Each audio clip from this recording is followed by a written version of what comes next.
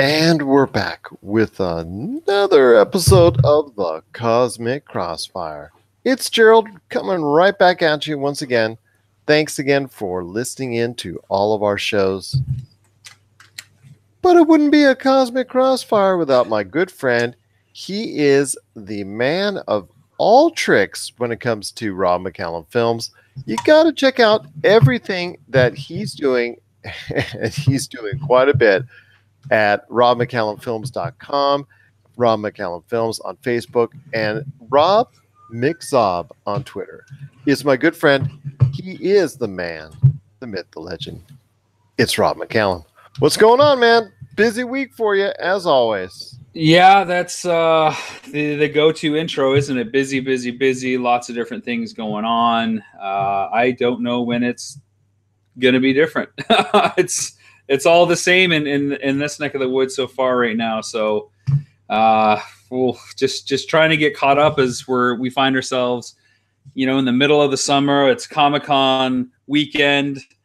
It's like that midpoint of the pop culture year, right? The All-Star game for MLB is like around the same time. So it's a good chance to take kind of stake of what's going on. And you get an event like San Diego Comic-Con that usually drops a bunch of news and kind of forecasts the next quarter and a half of what we can expect to see as we head to the final stretch of the year.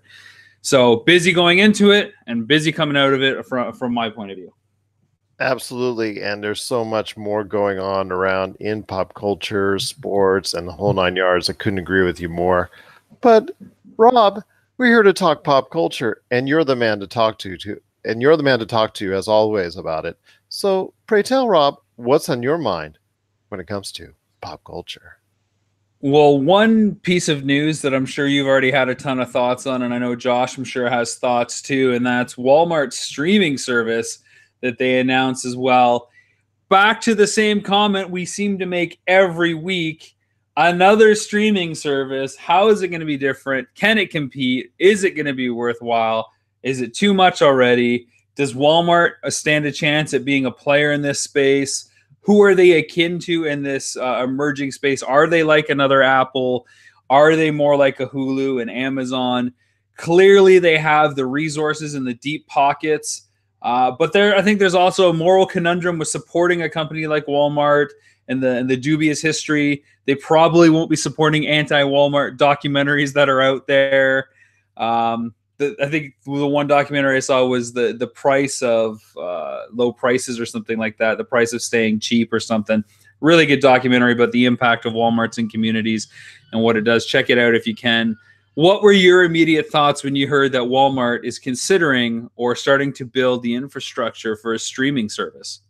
Well, Vudu has been around for a little while now already in some form or another. It just hasn't been promoted to any sort of huge length. It was something always thought of as an aside and as almost like a bonus feature for the company. But Vudu is something that is really, I guess, something that they're looking forward to. They're actually making a nice dent in retail right now because they're focusing more on when it comes to online retail, I should say, when it comes to online retail, because they're focusing on challenging the Amazon 2-day shipping by offering their own free shipping without having to do the actual Prime membership, which they're actually trying to undercut Amazon to every single turn. They're getting away with it because they are the world's largest, I guess, what would you say? A brick and mortar retailer would probably be the best way to say it at this point in time because they're no longer I think, Amazon is obviously the world's largest online retailer, but I think you could say overall, all consuming retailer is still Walmart, given that they have both brick and mortar and online offerings, despite the few Amazon stores that are out there.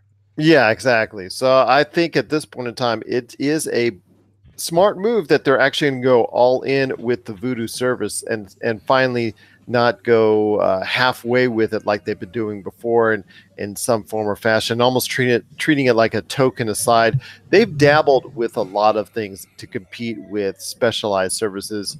I remember the times when they've tried to, I guess, maybe put a little bit more emphasis on the game trading aspects on video games to compete with GameStop, Best Buy, and all that. So I hope they go more all in on this as a heavy competitor to Amazon than they have in the past with other things. And just when they dabble, it doesn't work for them. When they go all in, that's when they really get something out of it. Yeah, it's funny because I look at the quarterly reports for Nintendo Quest and some of the other films, and Voodoo's been on there, and it's always kind of been in a lower category. It's within the top 10, and I should say there are a ton of different online VOD type platforms to consume content. They've been in the top 10, but always like 7, 8, 9, It's never never been a really huge high. priority. No, it's never been a huge priority for them. It's something that they've just had there. Not even a lot of or a great deal of the Walmart shoppers themselves even knew it existed. Only if you were really knowledgeable about the scene did you know it existed, and that it actually had a pretty decent lineup for the size it was allotted.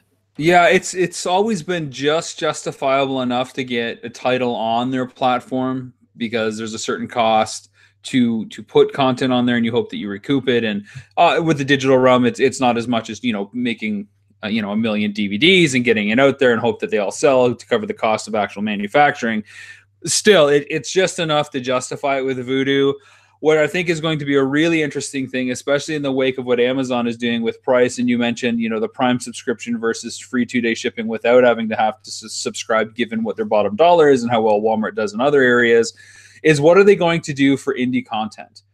Amazon Prime Video, I'm a huge fan of the ease in which an indie creator can approach them and go through the steps to get their own content on there and be a part of that entire process.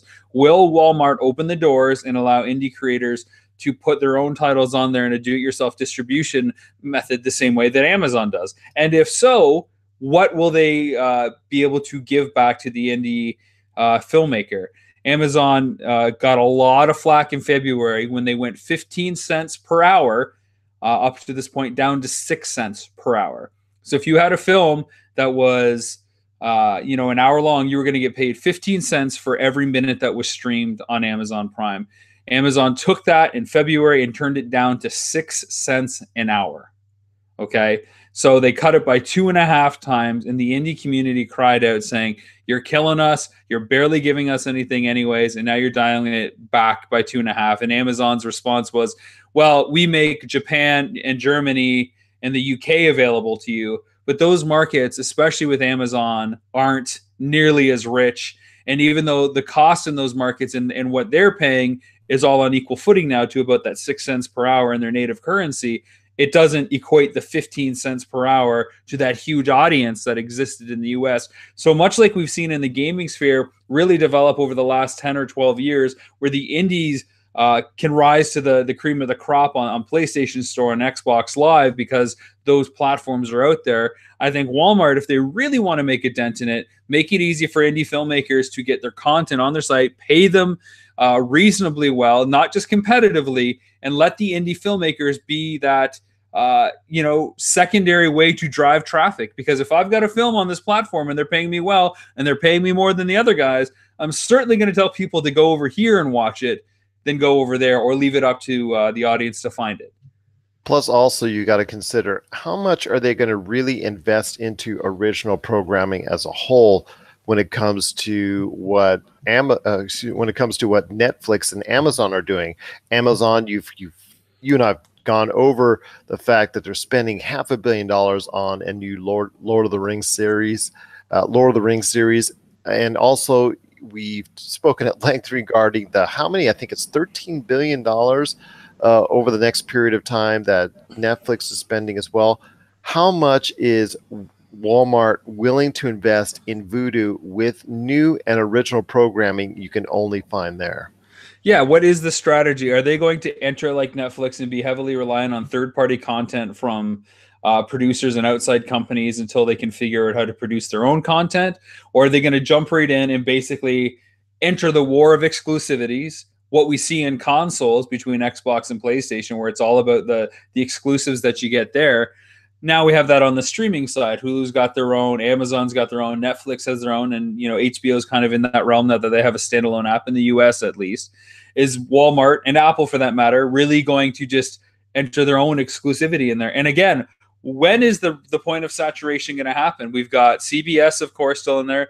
DC's coming in there. Disney's new thing is coming in there. Throw in Walmart, and we've already got almost 10 giant content providers just ramming content down our throats. I've said it before, and I'll say it again. There's too much event TV fatigue going on right now. There's a lot to watch. It's a good problem to have when there's so much good content out there. But what that does is really drive the price down for the people that are producing it, because you want it out there. You can be that flagship Walmart first kind of production thing, or you can be Hulu's next big thing, or you can be that. And people are going to have to basically take sacrifices to compete with other things on there. Because that, or the price of that gets passed off to the customer, which right now is already like, we're talking dollar fast food menu. It doesn't cost a lot to have these subscriptions. It's still around the $10 a month range for any of these. So to have them all, you're still looking at $100 a month, which is about your average cable package. So where are we really going with all this streaming stuff? Netflix alone now doesn't replace the cable package like it once did. Now you usually got to have 2 or 3 of these to get all the hot shows, the things that people are talking about, or you're missing out. And you didn't even mention as far as the sports package when it concerns right. ESPN now doing their own thing, and in Canada there's a PSN package now, which is the subsidiary of ESPN, which is kind of a joke. Or Sunday Ticket, or Center Court, or Center Ice, or all that. UFC Fight Pass or anything of that nature. So it's cable all over again, my friend. It's just cable all over again. People who wanted to cut the cords to save costs may, in the long run, may not be doing so. I think it's going to be very much akin to video games like we've seen for the last 20 or 30 years. You're just going to pick the console that you want, the subscriptions you want to go with. And yeah, you might not get to see that show now. You might not get to see that show until later. But you know what? You're going to have enough to watch with whatever choice that you get. If you can afford that secondary option to kind of fill in the gap, you'll probably do that. I think the PS3, 360, Wii U era, people had 2 consoles over the bridge of the 3.5, and that got them through the majority of games. If they missed out, it's okay, because there's other things to do. And now in the current era of gamings, Xbox, Switch, PS4, you get 2 of them, you're going to have more than 2/3 of the exclusives that are out there anyways. And that's enough to fill any gamer's kind of time, especially when you have huge games like Fortnite, which just take up everybody's time. It's wicked.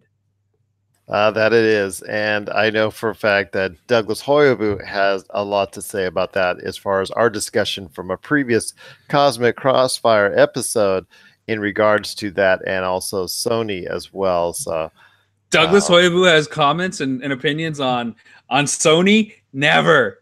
Well, that's Doug for you. And I'm going to be playing it a little bit later on the Friday PCC Multiverse. I'll let you listen to it, and I can't tell you one way or another whether or not he agrees with me or whether or not he agrees with you. Well, I can tell by your smile and the chance that you've had to rework your argument in your head, you probably dragged him to your dark side, because Dougie's a bit of a bully, and you want him to gang up on me over the cyberwebs. I get it. You just have to listen to it and find out. Oh, there you go. Keep me in eager anticipation of online bullying. I've had enough of that as of late. I'm good. Are you sure? I'm sure. I thought I was your foil on the last episode, so. Nobody's a foil. I call it as I see it. Fair enough. What's next, my friend? Well, speaking of bullying to some degree, there is a class action suit that was against MGM and Fox that had to do with the release of the complete and all entire Bond set that came out. So a while ago, there was a class action suit brought against the studio because they released an all-encompassing James Bond collection. And one woman in particular said this doesn't include all films because it didn't include the David Niven Casino Royale from the 60s and Never Say Never Again, the Sean Connery Thunderball retelling that went head-to-head against Octopussy in the Summer of Bond, which featured Roger Moore. Now, these aren't official franchise canon films, but they are James Bond stories. And the judge who released a 45-page document said that There's a lot of different ways that it can go, and it ended up being settled outside of court. And MGM and Fox are basically going to provide almost $9 million in bond films to end the class action suit. These are digital rewards, though, so it's not like they're printing these discs that go part of this Blu-ray set that was released. They're going to give digital codes to the people that want to have them as part of their collection. And the settlement also ensures that future packagings of the set will describe the contents of the set, so that it's clear that any collection does not include these non-franchise movies in any way. What do you think of this lawsuit to begin with? Does it have merit? Are these people being overzealous in what they want, or is it legit? And do you think MGM and Fox agreeing to give digital versions of these is enough? Well, it leads to a larger question. Do you consider, as a general consumer, what is canon in the Bond, I guess, pantheon? I mean, you are a Bond aficionado. I've enjoyed the Bond films. I've seen all of them except for the David Niven. And also, wasn't there one with Woody Allen as well, or am I mistaken? He's in that one as well. Okay, so I ask you, man, what are your thoughts on it first? I'll elaborate right after that. Well, for Bond, it's never really been about canon, right? I mean, the fact that they rebooted everything with Casino Royale and rewrote what canon was, it's not about accuracy of character or adventure. The stories aren't told in a linear order in any way, maybe from the Daniel Craig stuff on, because they're building upon the previous chapter of that Bond. Maybe to a lesser extent with Roger Moore, some of the relationships he has with Goodnight, Barbara Brock, and The Spy Who Loved Me, and then how she comes back. And I think A View to a Kill, there's a little play based on the relationship in the previous films. And with Jaws and some of the other smaller characters, there's a callback. But by and large, these are standalone chapters that can be played in any order, and it's Bond kind of doing his thing. So you could watch Dr. No later, or From Russia with Love later, and even if you look at the George Lazenby on Her Majesty's Secret Service, that's another standalone Bond film that doesn't have anything, but it's part of the canon. It was official release from the franchise owners. So it's not a question of canon, it's a question of character and where it fits in. So because it is James Bond legitimately and legally, I think they're part of the set. I think because they have the rights to that character, and the set is saying this is every James Bond film, then I think you've got to kind of yield to what your packaging says. I agree with you on that. I think that if you have to go ahead and if they do acknowledge, especially I think when it comes down to the Sean Connery film, the David Niven film, I think you definitely have to consider that, even though a lot of people consider the Dr. No, the original Bond. I think David Niven with Casino Royale obviously fits into that narrative. But I think what it comes down to is that Sean Connery film that was made, like you said, in alignment with an actual studio film by, a studio film in Octopussy at that time. So I think that's where it comes into line, because obviously it was made as a what kind of, like, say, a unofficial James Bond. I think that's what it was trying to throw it off as.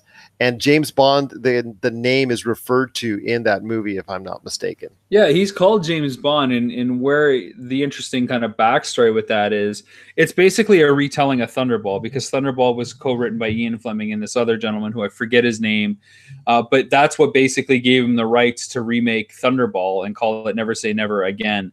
At one point, this person with the rights as well claimed character rights as well to own the James Bond character.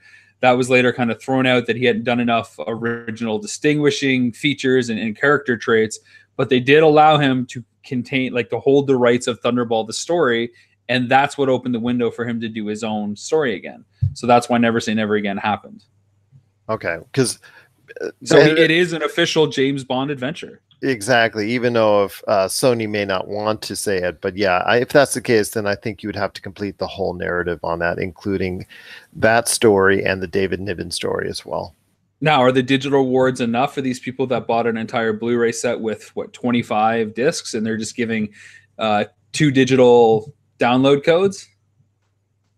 I would actually, if I had bought the entire series, and actually I was contemplating at one point, I would actually want the actual physical Blu-ray release as well.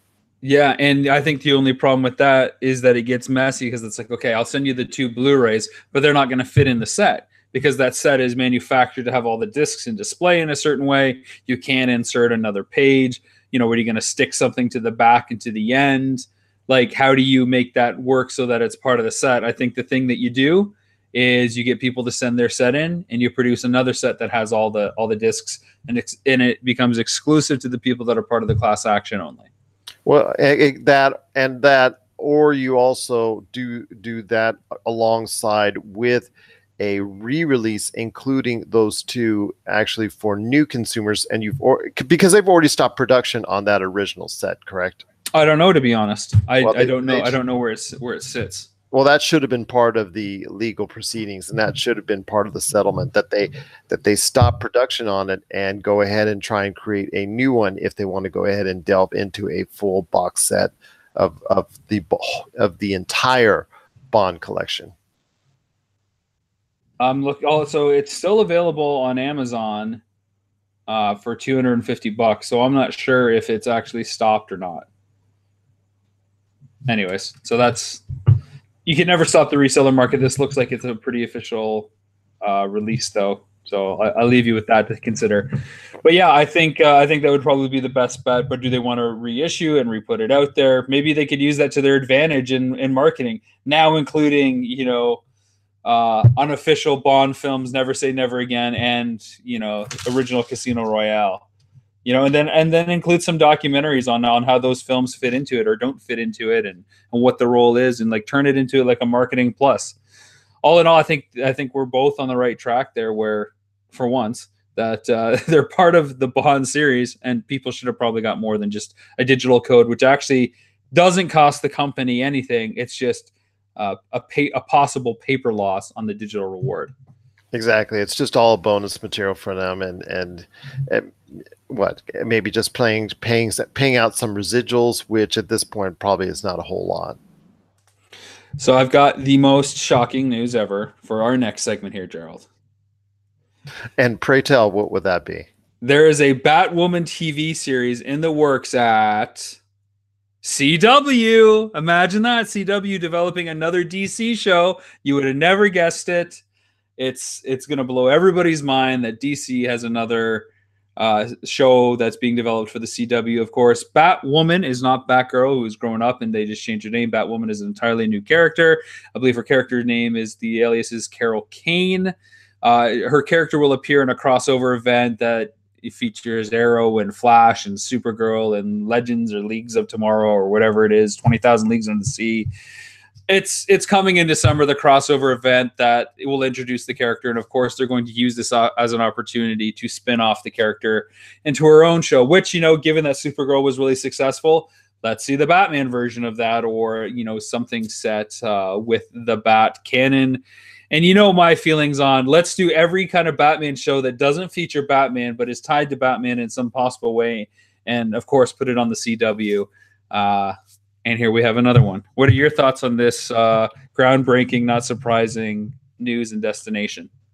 Well, obviously it doesn't surprise me because it's taken over the CW. DC has as the. Why do they call it the CW? Why don't they just call it the DCW? And why is there a need for a DC streaming service? So you can play Titans that's going to go ahead and say expletives at Batman, because you were talking about that it doesn't have Batman in it, but you got all these shows that surround or continuing to try and enhance the Batman mythos without the physical form of Batman.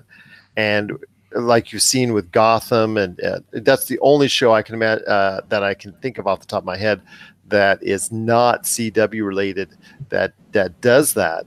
Now you have Titans that is coming to the DC streaming service and doing something similar. And then you have, like you said, Batwoman that, I don't know. It's just basically I'm curious, man. I'm curious. I'm very curious about Batwoman as far as what are they planning to do and how are they going to make it different?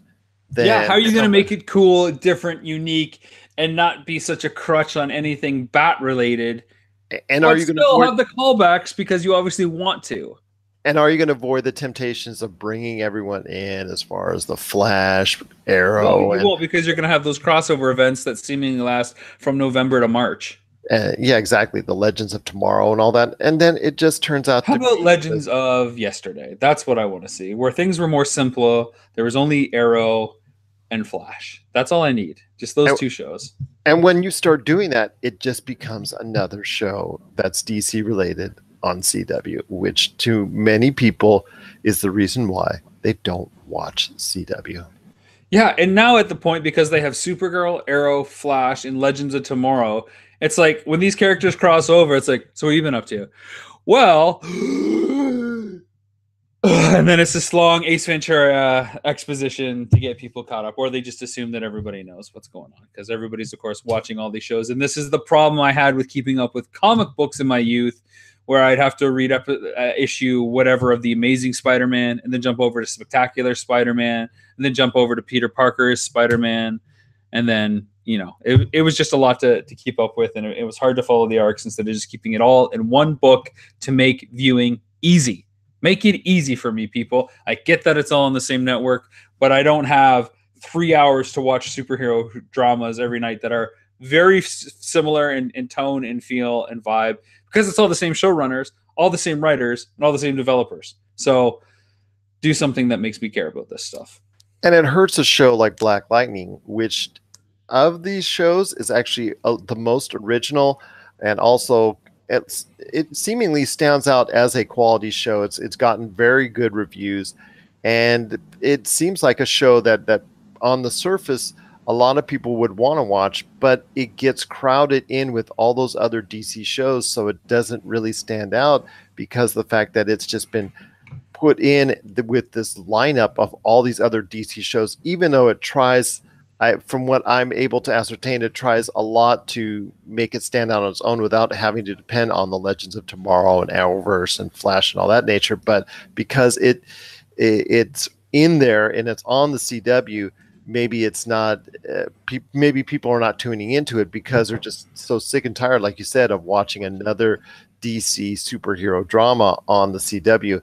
If it had been on another platform, maybe it would have actually find a larger audience that it truly deserves. I got excited for the first time forever because I actually chose to participate in this year, and that's something that happened on July 16th called Prime Day. Now, this, of course, ties back to our discussion earlier about Amazon Prime. This is their mid-year Black Friday, like Cyber Monday sale, where they reward all their Prime members with awesome deals that are exclusive to them, and even have faster shipping on some options depending on where you're located, which is really cool. But this year, Prime Day started at 3 p.m. Eastern Time on July 16th. When people visited the site at 3:01, it was down. When people visited the site at 3:15, it was down. And I know it was down still in Canada till 4:45 p.m. So there's an hour and a half of sales. And of course, much like their Black Friday and Cyber Monday sales on Amazon, there's limited quantity for some of these things. And you're forced to join a wait list to see if it becomes available again. Their servers were not ready for the impact. Is this an indication of how popular it is? What people were hoping for? Are they trying to shop ahead for certain things? What do you think the server overload really reflects? Well, like you said, it reflects a lot about how Amazon was not ready to handle the kind of popularity that Amazon Day has become. I know we discussed it on the Monday episode on what it was going to evolve into. A lot of the advertising and promotion work that has gone into making Amazon Prime Day a reality, and a big time reality on that, is the fact that, look, it's the special one day a year where you, as an Amazon Prime member, get to go ahead and spend money on all these great discounted items. In the past, there were some issues in regards to the selection of items and quality of items. I mentioned that in the original year 2015, there were a lot of original Xbox, PlayStation 2 products that were shown instead of what gamers actually wanted to see. They've taken those steps to make it more worthwhile on every single platform that they sell. 2017 really seemed like something that was going to evolve into as far as a great shopping experience in 2018. But like you said, it got off to a really bad start, even though Amazon is trying to put the spin on it, saying it was their biggest shopping event ever. They are really happy with its success. They apologized for the inconvenience that was given. But you're right, they really weren't, the largest online retailer out there, Amazon, when there is a huge demand like they had, even they at times are not able to handle the kind of output that people want to give them. Did you actually end up buying anything from Amazon Prime this year? I was in transit, so unfortunately I couldn't. But I know Josh Josh and I had spoken on the show, and he said he had his gift cards all ready. He was rubbing them as we spoke, and he was ready to go ahead and spend a lot of plastic cash on a lot of great things.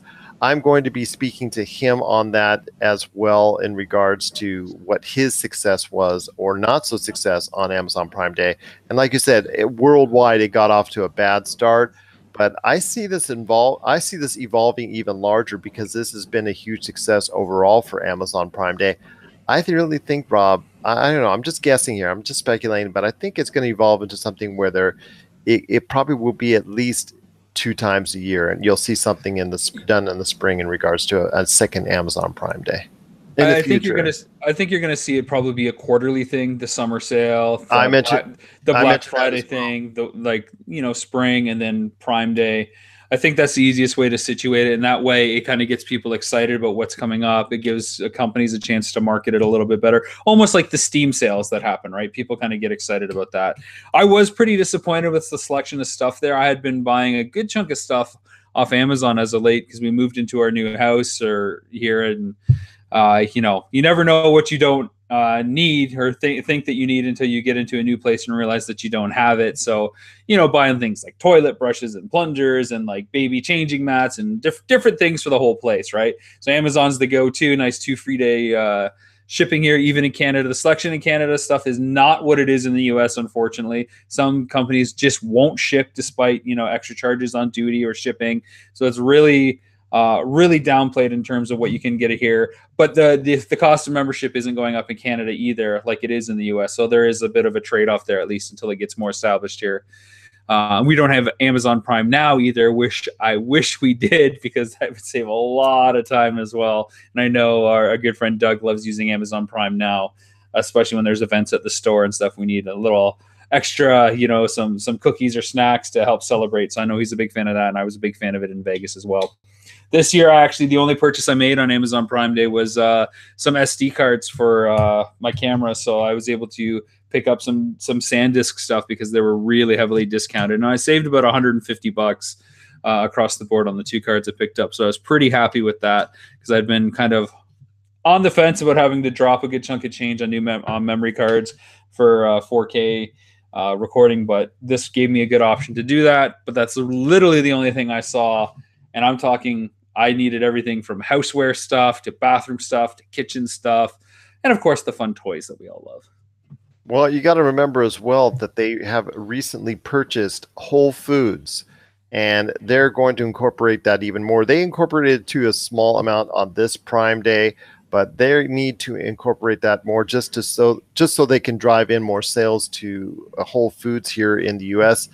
And I see them incorporating it more with a Prime Day. And I had mentioned that on Monday as well, that it could evolve into a quarterly type deal. So I agree with you. I think this is something that they're going to be doing instead of just a Prime Day, just like you said, a spring sale, summer sale, et cetera, et cetera. And it could become one of those times of the years where people just need to go ahead and be wary of what's on sale, when it's on sale. And there's still, obviously, from what you're saying, there's still a selection issue problem. And that's something that they have to try and reconcile going forward, because they're never going to be able to get to the kind of platform that they want if they still keep trying to sell things that people don't want and don't put things on sale that people do want en masse. Yeah, I mean, honestly, I think it might be the kind of thing, in order to get some of the bigger companies and the bigger ticket items in there, maybe don't make the cut that you're hoping to on them, but the ability to advertise what goes on in Prime Day will drive your subscriptions up, which is what you want ultimately anyways. You may lose it on the single item, like I don't know, the 5 or 10% that you think you're making there, but get it on the subscription. So if people see that they're saving like $200 or $300 on a really quality TV or something of the same milk, the kind of things that people salivate for on Black Friday, get them on there. Get those companies on there. Waive some of your fee to get people excited about it. At the very least, you can find a way where maybe it's a quantity versus cut thing. So you won't take anything unless X number of units get sold from this company after a certain point. So you guarantee they can sell $5 million or something before Amazon gets their cut. Find different ways to make it exciting for the audience, and then you'll have a bigger audience that wants in on it. But be ready for it, because your servers weren't ready for it this year, and it's still not a thing that you're really doing well enough for the consumer to care all that much outside of the people that are shopping it anyways. Josh, agree with you wholeheartedly, because he focused in on the memberships that were going to be gained, and a lot of people that were going to go either try the 30-day free trial or just get a quick $12.99 membership and just forget about it, and it keeps adding on and on and on for Amazon, and that's where they make a great deal of their money, is in the memberships, and that seems to pile up even more for, I guess, Jeff Bezos, who is now by far and away the richest man on earth. I think he's over 150 billion, if I'm not mistaken, when I read earlier this week. If I only had his phone number for a few measly thousands or hundreds of thousands of dollars to make a few films. If only. If only, my friend. If only. If only. The last thing I want to talk about on the Cosmic Crossfire is the excitement that everybody can finally have and start developing and let those fanboy dreams run wild, because Comcast has finally and officially announced they are not pursuing any of the 21st Century Fox assets anymore, other than their continuing bid to acquire Sky in the UK. I'll stop you right there. I too have an issue and have a problem trying to say 21st Century Fox. I just will get that out there myself. It's weird because I've watched like 3 films in the last 4 days from 20th Century Fox because the logo's there, but now the company is 21st Century Fox. So yeah, they're not acquiring the 20th Century Fox films from the 21st Century Fox library and TV stuff. Exactly. That's just ridiculous. But so the fanboy hopes and dreams can commence, because of course I'm talking about Marvel Universes colliding, X-Men, Fantastic Four, maybe in some scenario. We talked about that on a previous episode. But Marvel now has a few more assets in their library whenever the deal is officially done. It's been approved by Murdoch, and it's going to happen. And it's probably going to be a year or two to get everything ironed out and figure out what things are still in place and how Disney will happen and get involved with it. But it's happening. Well, I'm more interested, although I am excited very much about the X-Men and all that coming to the Marvel Cinematic Universe, the Fantastic Four, possibly getting some new love that will actually substantiate a lot of people's claims on how great they are as superheroes. But I am more interested in the rest of the library and how that is going to be utilized, because we've seen already when it comes to the whole Lucasfilm assets, as far as Star Wars has been focused on, yet we see Indiana Jones, which is this nice property, get pushed and shoved to the corner. And it's actually been delayed again last week until 2021, if I'm not mistaken. So I don't know. It's just, man, it's just hard to see the way that they're going to be able to efficiently and profitably utilize all those other properties. That would you see them actually selling them off, or would you actually see them being able to go ahead and somehow properly utilizing it, whether it's on the big screen or for their own streaming service or other streaming services? It all depends in the way that they want to keep control of things. Right? I mean, we saw from the lovely movie The Founder, starring Michael Keaton, some of the early troubles that McDonald's had was managing all the different franchisees and is in the different states and the different cultures and regions, because they all had different things that they like appealed to them. And McDonald's vision was very clear cut, like standardized, didn't matter where you were, and people like to do their own thing outside of that cookie cutter approach. So can Disney bring all these new things in and still keep it under the same creative control umbrella that has made the Marvel Cinematic Universe what it is today. Can they expand that quickly, or is it just going to be held and shelved until it can be properly assimilated into the pipeline? That's a tough question, my friend. I think we're only going to be able to find out the answer within what, maybe a 5 to 10 year span, when we actually will see a lot of these properties in some form or fashion. But there will also be a lot more that Disney's going to be that Disney is going to leave behind, which may deserve some love as well. But for some reason, Disney may not see it as a profitable enough property for it to be released in any form or fashion. Yeah, it's going to be interesting to see what they want to do with this. I would hate to see like the X-Men and everything Fox relegated to an only like a streaming site, or like the A characters are the only things that make it on the big screen and the B characters are what make it on the streaming service, because obviously you want people to go to the streaming service. I tell you this, it's a problem I'm lucky I don't have to solve, and one that I get to sit back from a position of criticism and poke holes at, because I don't think there's an easy solution for anything. No, there is no easy solution to this. But the other franchises within the realm, like the Alien franchise and everything else that Fox has produced, that may or may not be the actual, choice or affinity of Disney at this point in time, their statuses are very much up in question as far as a relative future for those outlets, those identities, those characters, those things that a lot of people have enjoyed over the years that may or may not be a part of Disney's future. What I guess I'm most curious about isn't what they're going to do with what exists. It's what they're going to do going forward. How is Disney going to wield their power going forward with one less studio to compete against?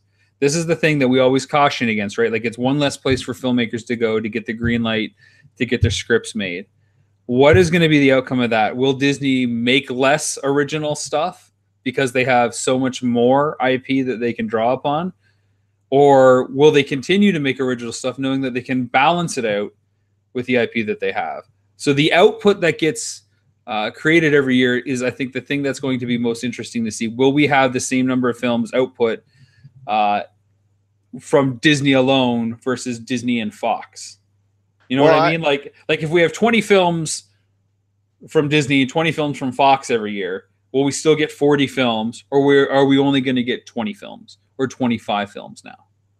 I would probably say it's the latter. I'd probably say you're going to get maybe 25 to 30, and you're not going to get the same kind of amount that Fox and Disney, because Disney obviously worries about oversaturation. In fact, we're seeing it now this year when it comes to oversaturation with what happened to A Wrinkle in Time and Solo, a Star Wars story, where, basically one Disney movie bleeded over another, and you ended up having issues financially with those two not panning out. Although there were some other outlining reasons for, especially Solo as well.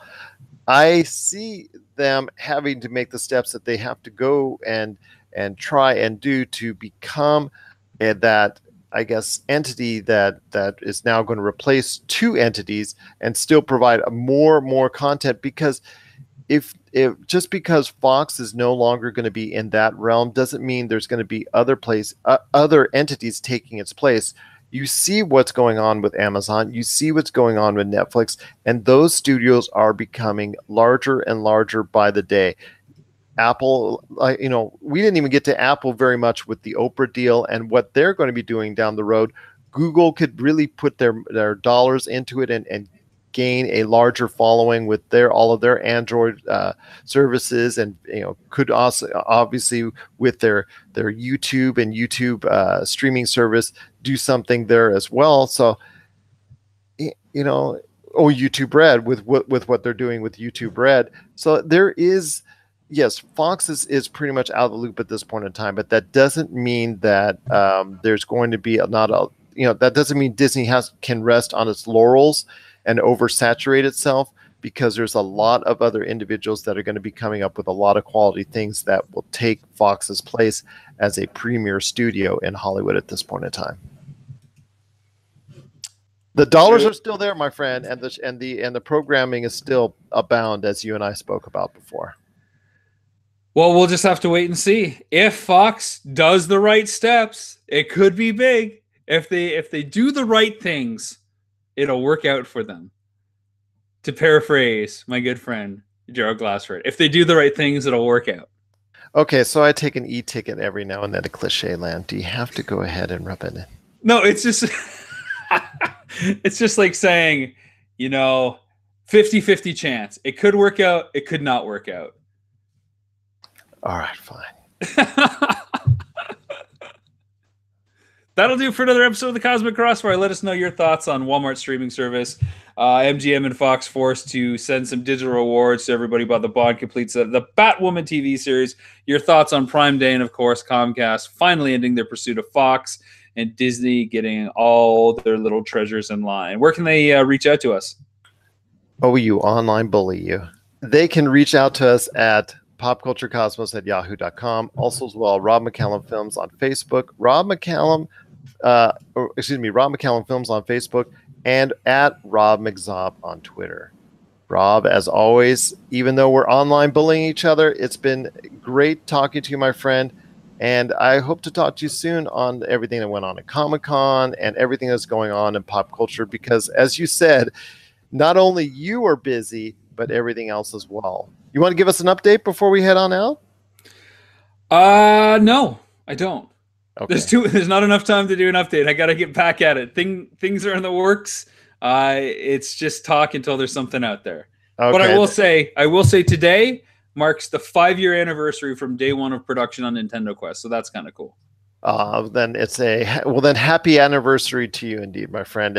It is a great film and people have got to check it out. They've got to either rent it or go ahead, buy it today at robmccallumfilms.com. Rob, as always, my friend, it's great talking to you. All kidding aside, it just truly appreciate the time you take for us right here at the Pop Culture Cosmos and, of course, the Cosmic Crossfire.